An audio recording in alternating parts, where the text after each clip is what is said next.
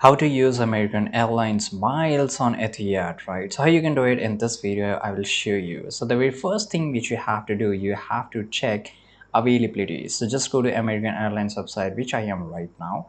And here you have to log in into your Advantage, right? So just click on Advantage and here you will get this option of Advantage program. You can just click here. By the way, you can directly log in into American Airlines and you will be automatic into it. So here you will get an option to log in. So just use your Advantage username and password and click on login. Right now, use the award search tool to check for availability on Etihad flights. Since Etihad is a partner airline, you might not see all availability online. So the second option is call Advantage reservation. For the most accuracy or basically accurate availability, call the American Airlines Advantage reservation team. They can check for award seat or Etihad that may not appear online.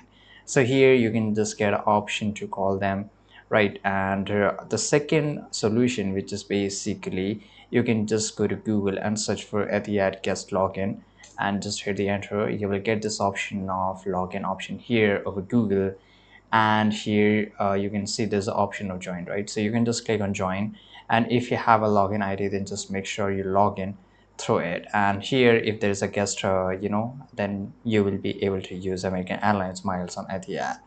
Right, the third solution, which is basically you determine the route you want to take.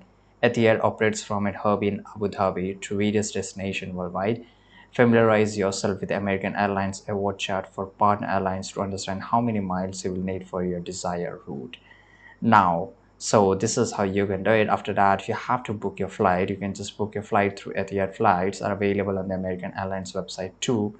You can just go there here. Now the second solution is that basically you can just phone booking, and once you have paid for it, and basically you have to confirm, and there are some kind of taxes and fees relation too. Then you will get an email confirmation from their side, and then it's done. So this is how you can do it. I hope you found this video very useful. Subscribe.